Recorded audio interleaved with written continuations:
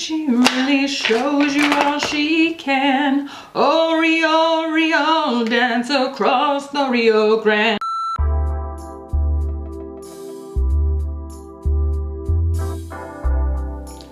What is up, my dudes? Welcome back. So, I didn't make a huge deal about this. In fact, I think I only mentioned it on my vlog channel, but I recently fully and completely quit my other job. So I am now a full-time YouTuber. So I quit my job for YouTube. It's something that I had always set my sights on, and when I saw it in my future, I always saw there being a lot of fanfare around it, and there just wasn't. It felt really intuitive at the time, and I got a lot of questions from you guys about that, asking me basically like how I started the journey of wanting to become self-employed and how I pursued that over the last few years, and if I had any advice around that. And after getting those comments, I opened it up on my Instagram and I said, do you guys want me to do like a get ready with me where I talk about that? Because I've talked in the past about getting a job that you're not degreed for, because I did that first. And so when I opened that up to my Instagram, overwhelmingly everybody said that that was something that they were interested in. So I have a bunch of makeup. I have no idea how this look is going to turn out today. I have a lot of stuff that I've bought here and there because I was interested in it. I was just curious about it, but it doesn't really like fall into a category of like a grouping yet on my channel of just like, oh, here's a bunch of best and worst this, or here's a full face of this, or whatever. It doesn't have its own poker hand yet. This is just a menagerie, and so I have no idea how it's going to turn out, but I'm gonna move you guys in, and I've actually made notes so that I make sure I cover everything. I know I can be very like squirrel when I'm trying to talk and do my makeup at the same time, and I make absolutely no promises that this won't be that way, but I'm gonna at least get all of my thoughts out in some kind of fashion. So let's go ahead and jump in. So I used to do a lot more content around mindfulness, around like mental health and self-help and things like that. I don't know why I really stopped. I guess it was just because you can't force an epiphany, you can't force breakthroughs, and I haven't really had anything where I felt like it was, you know, extremely worth sharing in a while. And I am not like trying to purport myself to be any kind of, you know, guru. I think it's very easy to slowly slide into some kind of like egomaniacal influencer mindset where you're like, wow, I have all these people who care what I think, you know, and you just like don't ever want to get into a place where you exploit that. And so, you know, I have absolutely no credentials. I want to start by saying that in terms of anything about your brain, like science having to do with your brain. I have nothing like that. Where's I had a towel. Oh gosh darn it.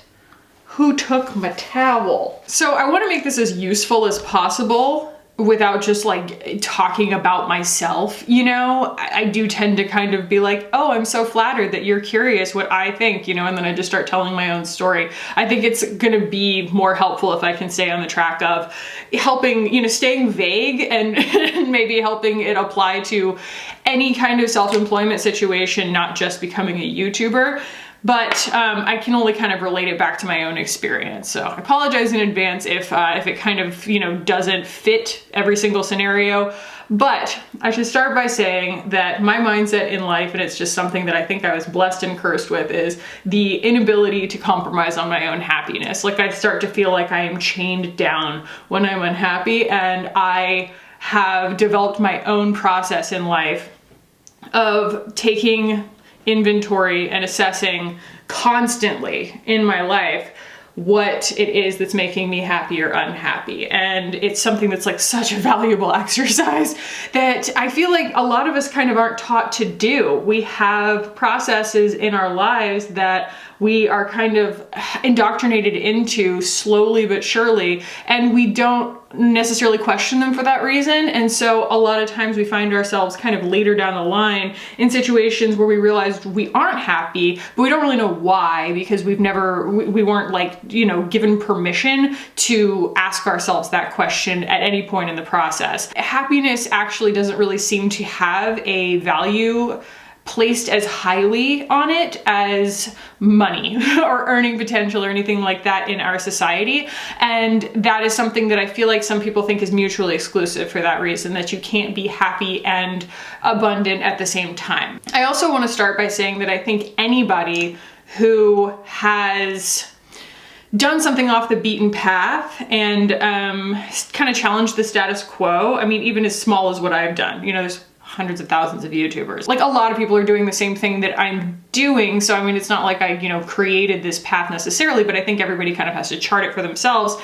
Anybody who has had to chart this for themselves does it because they cannot see another alternative. And I think that that comes from a place of being unwilling to compromise either on your own happiness or your own satisfaction or just a virtual injustice that you see in the world. You know, you look at activists, and I'm not likening myself to that. I'm just saying anybody who has gone and made a name for themselves doing something that they really give a crap about, it's usually because they literally in their brain don't see another, like, you can only push past obstacles in your life and kind of prioritize something if you don't see an alternative. And in my case, like, ever since I started my channel, I have made attempts in my brain to quit and to rechannel that energy because I was impatient and because it didn't work out and it wasn't working out as fast as I wanted it to, kind of thing. And I wasn't able to quit. Like, my brain wouldn't let me, my heart wouldn't let me, and that's kind of how I knew. So first and foremost, I think it's important to talk about a book called The Four Agreements. And I didn't read this until, you know, just like a year and a half ago or something. And it's a very quick read, and I would very highly recommend everybody read it. It is absolutely wonderful. And it talks about the agreements that we have made kind of unwittingly in life. Essentially emptying your brain of some of the things that we have unwittingly been indoctrinated into, the mindsets around, well, just for one example, like that your job is a job and therefore it shouldn't make you happy. Like, money and happiness, the earning of money and happiness are mutually exclusive. Or honestly, you could even extrapolate even further and say that, you know, work is misery and that's what it's supposed to be. And then when you're not at work, that's when you spend your money and that's when you have fun. And those two things kind of can't coexist. So, like, that's an example of something that a lot of us don't realize that we agreed to in our lives, but it is still the environment that we live in and the way our brain seems to, you know, accept our realities. Wow. That is so pretty. That's so pretty.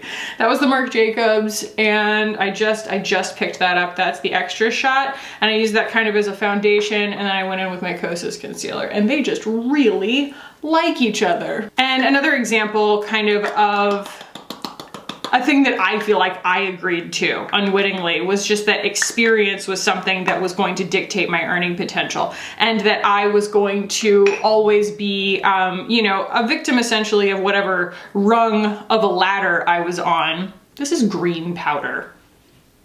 It's from Quo. I have no idea how this is about to go. I think it's supposed to cancel out redness because color theory, but we'll find out. And another one being, and it just kind of, you know, goes hand in hand with that, is that you know, you kind of, especially as a woman, forgive me, feel like we have to ask permission, almost permission to be happy, or permission to succeed, or permission to relax, permission to take time, permission to have flexibility or exceptions made for us. And that is something that is just built into my personality that I'm kind of green now. I'm kind of green now, and I feel like my color correction is always a little bit green, so enjoy that for me. I've always had a personality where I try and push it. I try and see where I can thread the needle and have an exception made for me, which is not some people's personality. A lot of people have found refuge and found reliability within following the rules and feeling like they're, you know, a very reliable worker, or that their work is very consistent. And they found that in following those rules that the system tends to benefit them. And I will say, there are a lot of people who follow all the rules and the system still doesn't benefit them. And I don't know everyone's experience, obviously. You know, there are definitely people who have more privilege than others, and I definitely have more privilege than others, just, you know, by virtue of the color of my skin and where I grew up. But the exceptions that I wanted kind of made for me, it started to exist around the fact that I've talked about this before. I was in positions where I didn't understand why, if I got things done at a specific pace, I had to then try and look busy. Or if I needed more time for something, I had to ask for it. Or if I needed to take time off, I had to make excuses for it. And it was just like, this is a rhythm that my brain doesn't work at, and it strangled me. And that was kind of my first sign of unhappiness, where I realized, like, there has to be a better way, and I need the universe to make an exception for me, because this is like choking my life force. This shoehorning myself into this very impossible shape for the way that I work best. And I also realized, and it was just something that I had, I mean, it started out bratty, but it ended up being a very firm reality. And that was that I don't do well with a boss. But you have to mirror that. It's not just insubordination. You have to mirror that with being really driven and being really self-motivated. Like, you can't just say, I don't like having a boss, I don't want a job. It's like, no, I don't like having a boss. I need to become good at being my own boss and take on all those responsibilities of managing my own business. And I knew that I could, and I knew that that sounded more appealing to me than the 9-to-5 grind. And there was just this part of me, it was so funny, because you live in Austin. And you don't live, I don't know if you live in Austin. I lived in Austin. When I moved to Austin, I remember going to like a coffee shop at like, 10:30 or something, before I was supposed to go to work as a hairstylist, because my shift started a little bit later. And I remember seeing all these people in there, and I'm like, what are these people doing here? Like, what do these people do for work? This is not an inexpensive city to live in. Like, why are all these people hanging out at a coffee shop at like 10:30 in the morning?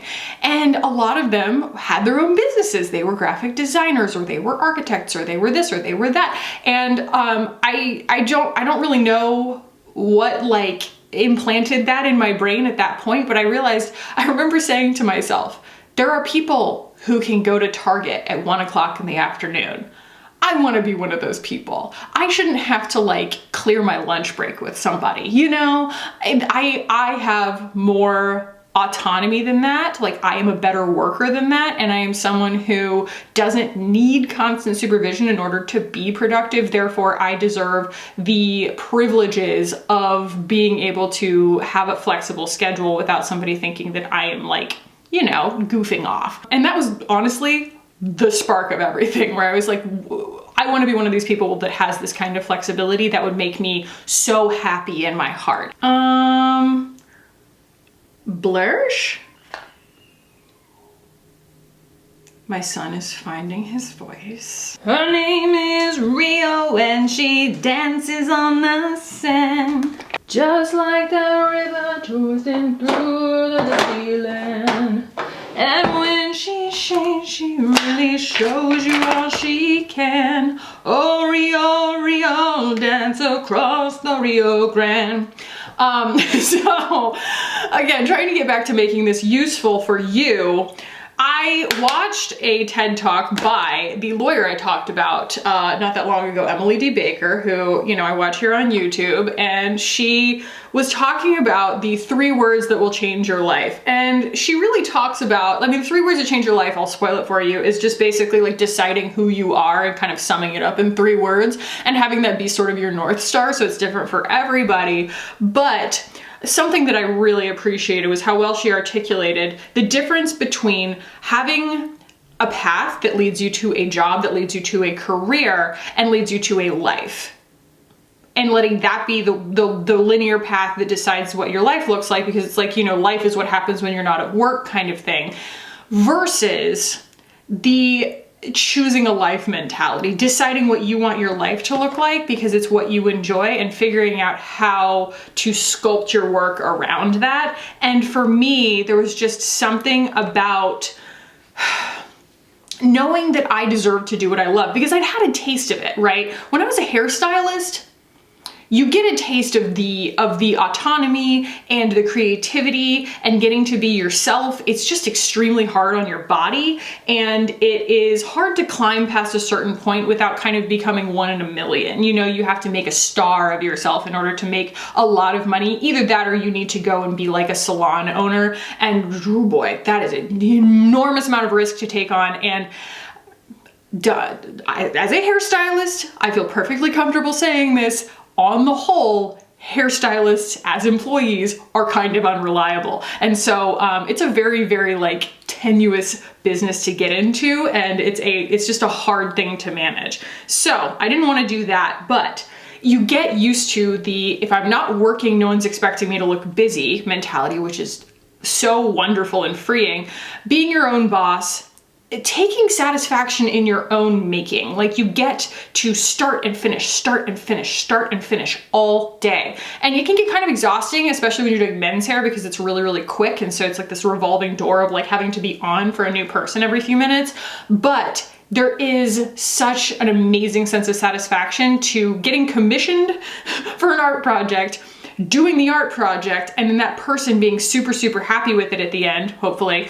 And that happening every like half hour to like 4 hours, and you getting to feel a sense of satisfaction every single time, versus the business that I moved into, which was marketing, which had an appeal to me because I was like, oh, I don't have to be on my feet all day, and it makes more money because I'm using my brain instead of my body, kind of thing. The marketing industry is a constant churn of people being dissatisfied with you. You hardly ever get an attaboy. And even if you made one person happy, you hardly make everybody happy ever. And that was why I feel like I kind of craved that autonomy. And I had also been self-employed before that, where I was, running helping to run a women's interest blog and stuff like that. So I'd had a taste of like doing my own taxes and, just being a contract worker. And I wasn't afraid of being a contract worker. But yeah, so the idea of choosing what you want your life to look like and setting that as your North Star. So you probably, like, if you start thinking about that and it scares you, that's okay. That just means that you are unhappy, and you probably are like scared to really face exactly how unhappy you are. Like if you find yourself kind of white knuckling, okay, if you're one of those people who aligns with those memes that you see on Instagram that are like, oh, I just need to make it through the end of the month, girl, I'm just trying to make it to lunch. You know what I mean? Like everybody who feels like their job is this kind of memeified thing where it's supposed to be this like struggle and this icky grind, and that, thank goodness, TGIF, when I get, and then you get the Sunday scaries, like, I don't know, it's a whole trope, right? But if you kind of feel like that's you, it might be a little bit scary to think about the idea of completely like opening your mind to the possibilities of it not looking that way. It's kind of funny how it can still be scary to think of an alternative, even though it could make you happier. So for the fear, I think, of thinking big, kind of, journal it out. I'm not sure how I feel about this. It's kind of trying to curdle up. Journal it out, and what you'll do is you'll start to see I hate using the word limiting beliefs because it kind of follows that whole like, I don't know. There's a whole subset on YouTube that, talks about like a whole genre on YouTube that's all just personal development, mastermindy kind of stuff, that they all want to like take your money and put you through some kind of course so that you can like enrich yourself. And it's fine, but it kind of gets into Tony Robbins territory pretty quickly, and that stuff, it's just not my thing. My point is, the agreements, I guess, is just a good way to put it. The agreements that you've entered into unwittingly in your life, it's an easy way when you journal it out for you to kind of think, okay, well, like you ask, how many hours a day do you want to work? And you say, well, it'd be nice to work like 6 hours a day instead of like 9. And you're like, okay, but how many hours do you actually want to work a day? And you're like, well, there's no way I could do less than 6. Why? Why not? And then you kind of travel down this path of, well, because my earning potential is tied to the hours that I work. And if I worked fewer than 6 hours, then, you know, my hourly pay wouldn't pay my rent. You realize you're still thinking in hourly pay instead of being the person who decides how much your time is worth, kind of thing. And I don't want to intimidate anybody by being like, well, you know, now you need to start, you know, just quit your job and start demanding $500 an hour from the next person who wants work from you. It's not that simple, but it is important to unpack a lot of the limitations that you have in your brain about what is possible so that you can think really big before deciding what you think you want your life to look like, because you need to move all of the blocks out of the way, like all the obstacles out of the way. And understand also that a lot of people are probably going to discourage you because they've got those same obstacles in their brains. Even people who really care about you, they're probably going to say things like, wow, like someone close to me told me, wow, you quit a lot of jobs. And I was like, I don't quit a lot of jobs. I am moving towards owning my own business full time. And these are just kind of stepping stones along the way. It's just, you know, everybody's kind of got their own motivations and their own ways of trying to keep you safe in their brains. And that's why you'll probably get some weird advice from some people, just because it does make people uncomfortable when you break the status quo. So once you move those kinds of things out of the way, you can think big. And I encourage you to think really big. You know, think, do I want to have to work at all? What if I want to retire when I'm X age or whatever? Like, think about that. And then when you do, you can start to kind of back out of it and think, you know, sure, that sounds crazy right now, but what would need to change in my life in order to make that a reality? And you realize that plenty of people have made that a reality for themselves, whatever it is that you want, and that there probably are people out there who have paved a way for it, not just bucked the status quo and gotten lucky, but paved a path for you the way that a lot of people have paved a path for me. And that you don't have to necessarily entirely invent the wheel for yourself, and that there is a little bit of guidance out there. And honestly, you can be so honest with Google. You can be like, how do I succeed in X? And like, there will be some kind of listicle out there. And sure, a lot of the time, you know, you'll read a few of them and they all kind of say the same thing. And you're like, well, I wish you could give me more information than that. But a lot of times, even if you've heard 90% of the advice that's in them, you'll read one little blurb and it's just what you needed to hear that day. You just never know, you know? Something that I have found is entering everything with a little bit of humility. And understanding that you're always going to be learning, you're never going to be finished, and that no one has their you-know-what together. Enjoy that part of the journey instead of constantly feeling like you need to be finished. I'm mainly talking to myself here because I am an Aries. I love to start things and then I love to start things. So it's like when it comes to the actual middle part, where I have to actually, you know, do it and finish it, it's, you know, I want to go ahead and finish it so I can start something new. And that's just not the way that most things work, I guess. And so I did have to start to understand that, like, not only do I need to enjoy the journey, but that means that I need to pick something that doesn't feel like work when I am on the journey. And that's how you know. That's how you know that it's the right thing, is when you give enough of a crap about it that it feels incontrovertible. It feels like something that is not work to you. And I've spent more money invested into this channel on cameras and lighting and editing equipment and just, you know, buying a house that's got enough rooms that I can literally have a room dedicated just for this. Those are the kinds of things that, you know, you realize that those priorities are given to you because it's that important to you. And there's that old saying that's like, oh, you know, when you go into business for yourself, you work far more than you ever did for anybody for a salary, but, you know, it doesn't feel like work. Unfortunately, it's a trope because it's true. And you do...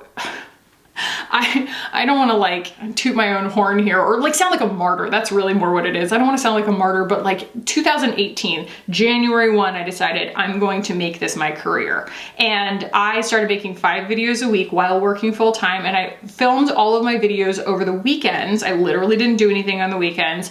And I edited every single morning before I went to work. So if I went to work at 8, I woke up at 6 and I edited, exported, and uploaded 5 days a week for a I think I did that for like 6 or 7 months. And then I went to 3 videos a week because it was super punishing. But the things that I learned in that time period from people's feedback and just from churning that much work out was indispensable, honestly. This is a really pretty palette. This is the Amela, the Individualist, and it's got like these colors, which I cannot wear. I cannot wear a blue purple like that, but these ones that kind of lean a little bit more red, I can do those. And that's just a really pretty satin texture. I can put that kind of on my lid here. So think big and work backwards from what it is that you really, really want your life to look like without the confines of the way that you've been conditioned to see, you know, how you're allowed to earn money, basically. And it might take you a little while to unpack that, but when you open one little door, a bunch of little doors will open, you know, in your brain. And you'll also start to notice, and this is when I get a little bit woo-woo, but you'll notice that when you're on the right path, the universe will start to kind of open up to you a little bit. You'll feel not like you're white knuckling it anymore. You'll feel like you've got kind of the wind at your back. And I'm a big believer in that, you know, at just kind of showing the universe that you're willing to take a risk in order to prioritize your own happiness, and it will repay you. And every single time that I have taken what I thought was like a really big risk, even as far as like, oh my God, the first time that I bought a whole bunch of stuff from Thrive Cosmetics because a bunch of people really wanted me to review them, I made the largest investment in a video that I had ever made. I spent like $380 on products or something. I mean, it was ridiculous. And I bought their entire line in like all the shades that existed at the time and everything with like no discount. And that ended up being, as you guys well know, one of the most important things that I ever did on my channel, because Thrive Cosmetics became a long-term partner on my channel. I'm one of, I think, like 2 affiliates for their entire company. I have been on trips with them. Carissa, I'm proud to call a good friend of mine, and you know, it's just, I have a lip liner named after me. That would never have happened had I not just kind of taken a leap and spent a whole bunch more money than I was comfortable with, honestly, at the time, on one video. And I showed the universe that I was willing to take that risk, and the universe said, all right, well, you know, we're gonna pay you back in full. And I know that that is crazy. I know that that is like not something that's like scientific that you can really place your hands on necessarily, but it is a formula that has proven out for me over and over and over again, is just come to the table with sincerity and with a willingness to give it your all and really expect nothing in return. And the universe will always exceed your expectations. You know, it's really interesting. And then like, there are also, this color is just unbelievable. There's also just something to be said for the anxiousness that a lot of us feel around money, especially women. I know. But the anxiety that we have around money a lot of times is something that's been driven into us from a standpoint of scarcity for, you know, a lot of our lives. And it depends on, you know, how we grew up and stuff like that. But that too is something that I had to really unpack for myself, was a lot of the stuff that was like inner child work, you know, where you have to kind of like look back at where those things came from in your life. And I realized that, you know, there had been kind of, even if we had money, there was still an anxiety around money my entire life growing up, and that had very much like seeped into my adulthood. And that as soon as I was able to kind of let go of that and understand that like I was worthy of an earning potential that wasn't tied to hours and wasn't tied to a college degree. It was tied to what I thought I could achieve and what I thought that I was worth and what, you know what I mean, what I wanted. I was able to slowly bail that canoe out that was constantly telling me like, you're not allowed to be successful past a certain point. And I still am working on that. I'm still working on that one. Little purple moment. I wonder if I can take, this might be a huge mistake, but I wonder if I can take this shade right here, this really beautiful kind of deep charcoal, and use it as like a smudgy eyeliner. So moving into actually starting, right? Like once you've got your head around what it is you actually want to achieve, you probably will not meet meteoric success right out of the gate. We would all love to be Emma Chamberlain, but we are not all Emma Chamberlain, unfortunately. And I love the idea of actually embracing that. And by that, I mean, if you're concerned, I'm going to just give YouTube examples here.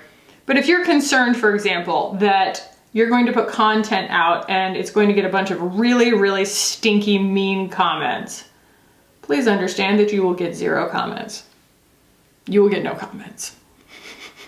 Your first video will probably get no comments, and if it gets any comments, yes, they might be a little bit trolly and weird, but that is because you are at the very, very bottom of the food chain in terms of the algorithm, and the only people seeing your stuff are some weirdos who've dug real deep on the internet, you know? Unless you made something that is incredibly popular and, you know, gets like SEO indexed or something really quickly, the chances that your first few videos are going to be seen by strangers' eyes is pretty small. So there is a freedom in that. There is a grace in that where you get to just kind of let yourself create out loud and make mistakes and fail forward. That's so pretty. Oh my God. Oh, that's so pretty. Man. Ooh. Yeah, and that was easy. I'm gonna pull out my Finding Ferdinand blush palette because I want some purple on my cheeks too. So yeah, you're gonna make some ugly work at first.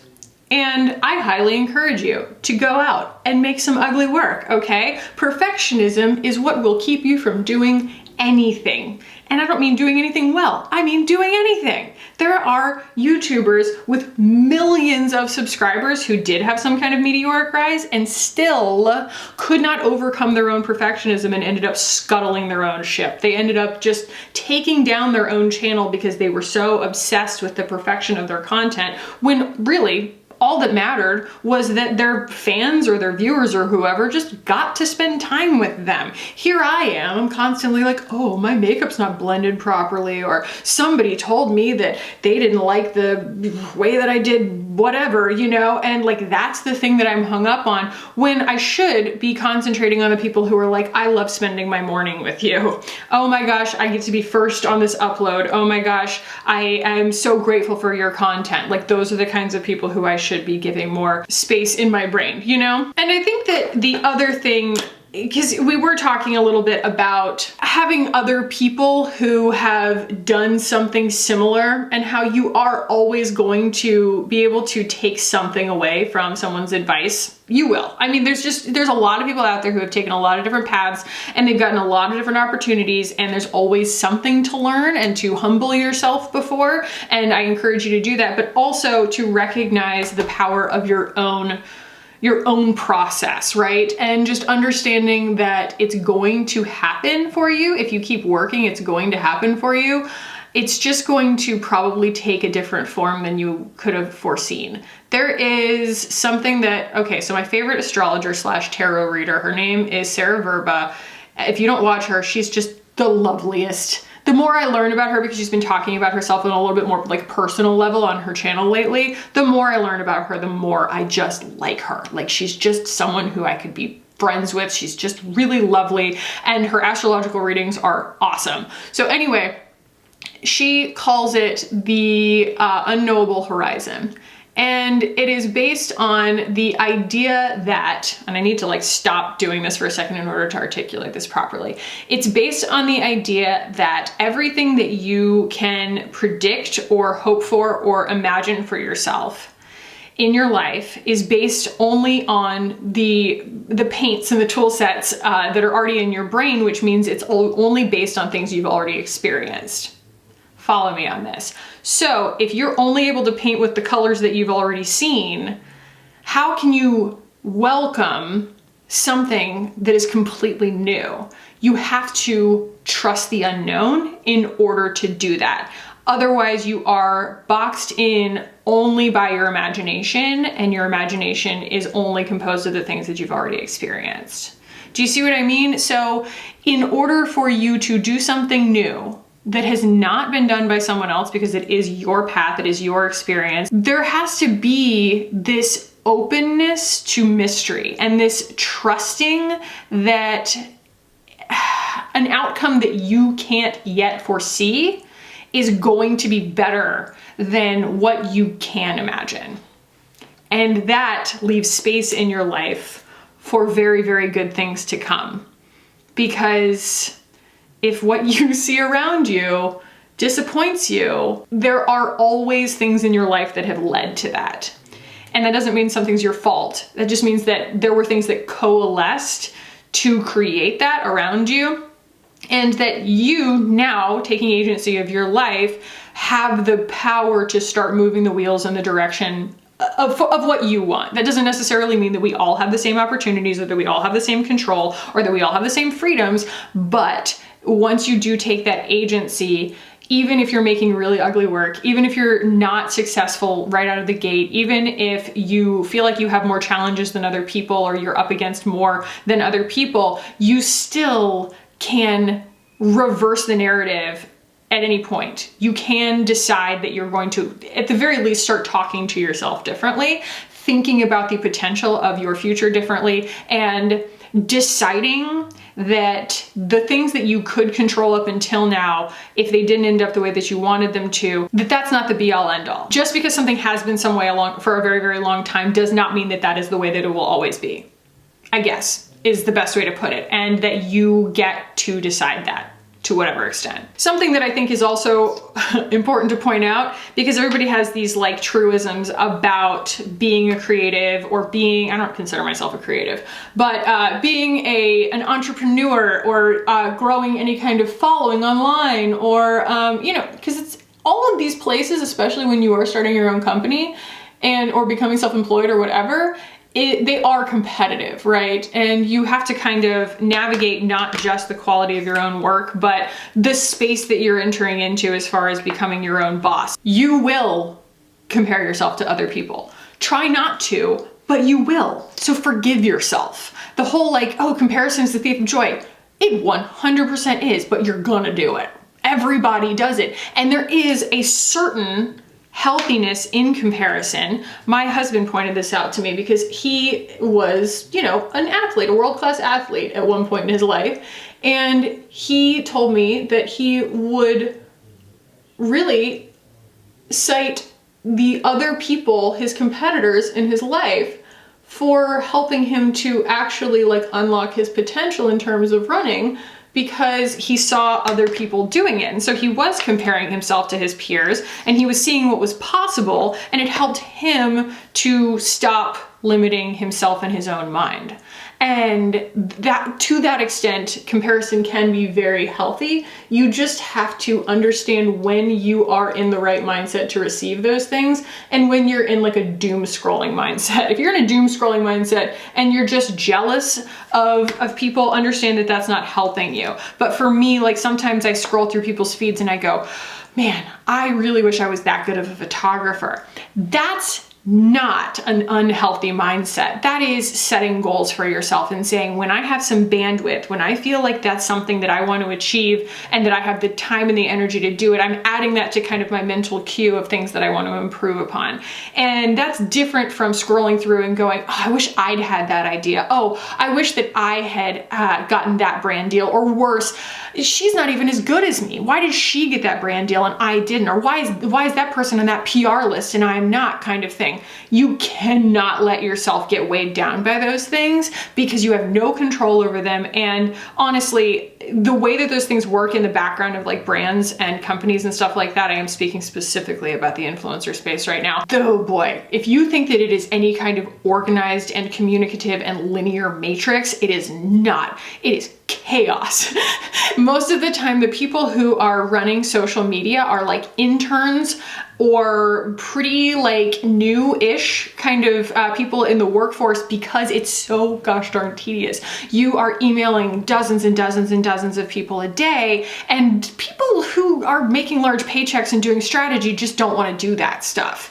And so they have other people doing it. And so a lot of times those things are kind of like so siloed and so they're done so in bulk that, and there's not really a super good way for those companies, like those parts of companies, to like find influencers en masse. And so it's like you see somebody who they found and they didn't find you, it's not really their fault, you know, and just don't think of it that way. It's just not healthy, and there is no one who's actually responsible for that happening to you. There's no one to blame. There's no one to actually be mad at. The other things I will say that you will do and that you should try not to do, but you will do. One is, you know, you're gonna get impatient. You're going to with your own progress, and you know, it goes along with comparison. And I'll just go ahead and say the third one because they're kind of all one and the same. You will be tempted to take shortcuts because shortcuts do exist, right? Especially if you're trying to become famous on Instagram, it's very easy to buy Instagram followers, and you know, it'll feel empty, and people will know. If your account kicks off and you've got 10,000 followers so that you can get that swipe up, but you know, you get like 5 likes on every photo, like people are gonna know. And sure, you know, plenty of businesses start off their Instagrams that way, and that's fine. But as an influencer, this goes back to the ugly work thing. Don't be afraid to make ugly work. You will always be forgiven for being inexperienced. Do not lie. Do not be a jerk. People in this industry and in every industry, it's usually a smaller world than you think it is, and people have very long memories. And the best thing that you can do for yourself is to approach everything with integrity and be honest, even if what you're telling somebody is no, or that you think that their offer is unreasonable. There is a respectful way of doing that also commands respect for yourself. And the worst thing that you can do is become someone who is known as difficult to work with.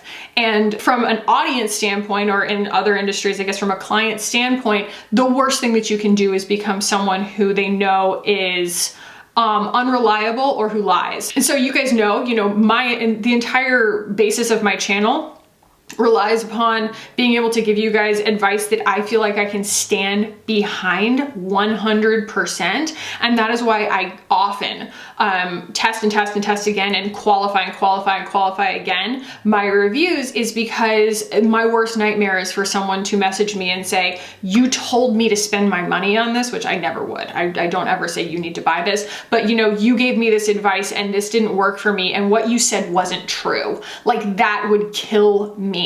And so I always keep that in mind at the very forefront of my mind, that yes, what I do is fun. I am the luckiest person in the world to have this as my job, but there is an enormous amount of responsibility to maintain the integrity of my word, the trueness of my word. That's another one of the 4 agreements: be impeccable with your word, because that's everything. And you don't want to become the person who took a bunch of shortcuts in the beginning, lied, or anything like that, and then you have to cover your tracks later on when you do find real success.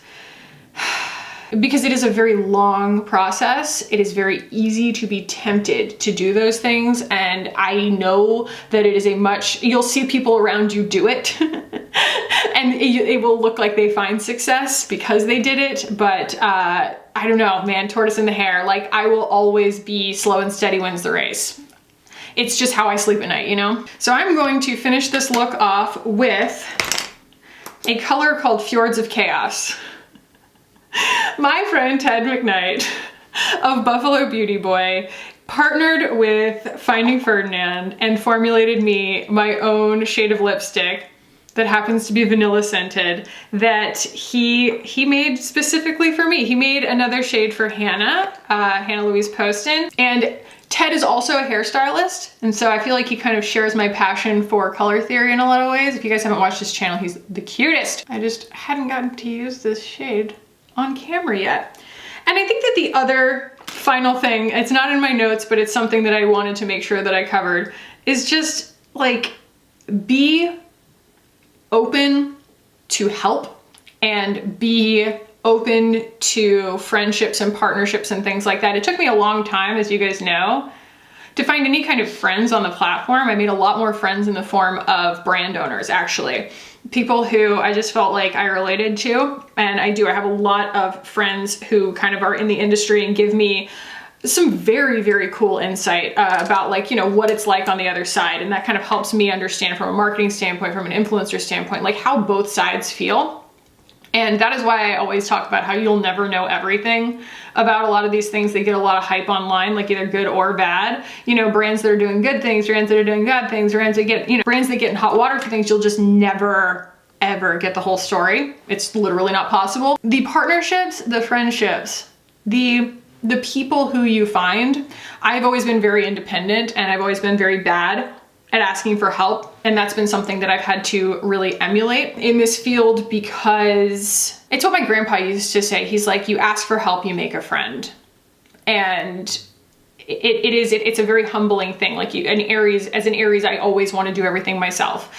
And asking for help has been one of the best ways to kind of like form long-term friendships that I would never have had, and that really have helped me out a lot, you know, both from like a career standpoint or just a learning standpoint, an understanding standpoint, an exposure standpoint, but also just from a personal and mental health standpoint. So this is a party of a look right now, guys. If what you had been hoping for was something a little bit different, that lip is definitely a little bit different for me. And I'm thinking maybe we top it off with just a little bit of finesse. My Finding Ferdinand shade.